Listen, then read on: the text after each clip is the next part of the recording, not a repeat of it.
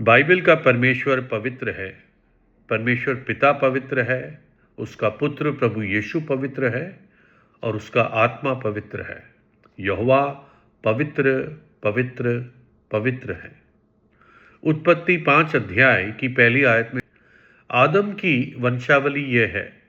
जब परमेश्वर ने मनुष्य अर्थात आदम की सृष्टि की, तब अपने ही स्वरूप में उसको बनाया।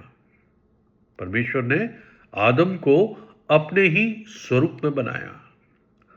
तीसरा है, जब आदम 130 वर्ष का हुआ, तब उसके द्वारा उसकी समानता में उसी के स्वरूप के अनुसार एक पुत्र उत्पन्न हुआ, जिसका नाम शेत रखा गया। जब परमेश्वर ने आदम को बनाया तो अपने स्वरूप में बनाया, यानी परमेश्वर जो पवित्र है, हमारा सृष्टिकर्ता जो पाप रहित है, उसने वैसे ही आदम को पाप रहित बनाया और इसलिए आदम परमेश्वर के साथ संगति रख पाता था। आदम के अंदर भी पाप के ऊपर पूरी सामर्थ थी। वो पाप को जानता नहीं था, पाप उसके बाहर था। इसलिए प्रभु ने कहा, इस पेड़ के फल को मत खाना, नहीं तो उस अनाज्ञाकारिता से वो पाप तेरे अंदर आ जाएगा और वो पाप तुझ पर प्रभुता करेगा। वो पाप तुझे भले और बुरे का ज्ञान दे देगा। जो भलाई तू जानेगा वो तू कर नहीं पाएगा, जो बुराई तू समझेगा उसको छोड़ नहीं पाएगा।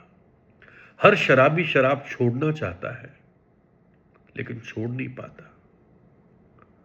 लेकिन जब आदम का ये बेटा शेत पैदा हुआ तो वो आदम की समानता में पैदा हुआ। वो पाप का स्वभाव लेते हुए पैदा हुआ। इसलिए दाऊद कहता है, जब मैं अपनी मां के गर्भ में पड़ा तो पाप ही के साथ पड़ा, यानी वो स्वभाव लेकर पड़ा। इसलिए मैं और आप पापी हैं। इसलिए पापी नहीं क्योंकि हम पाप करते हैं, हम पापी है स्वभाव से, जन्म से पापी है, इसलिए हम पाप करते हैं। और पापों की मजदूरी मृत्यु है, नरक की सजा है। इसलिए परमेश्वर ने अपने पुत्र को इस धरती पर भेजा, जिसने हमारे पापों की सजा को, दंड को, श्राप को, वेदना को, दुख को अपने ऊपर उठा लिया। क्रूस के ऊपर हमारी सजा को सहा, उसने अपना पवित्र लहू बहा दिया और तीसरे दिन जी उठा। अगर आप सच्चे हृदय से पश्चाताप करके प्रभु यीशु पे विश्वास करेंगे तो आप उस भयानक दंड से बच जाएंगे और आप परमेश्वर की संतान बनोगे। प्रभु यीशु आपका प्रभु और उद्धारकर्ता और राजा बन जाएगा।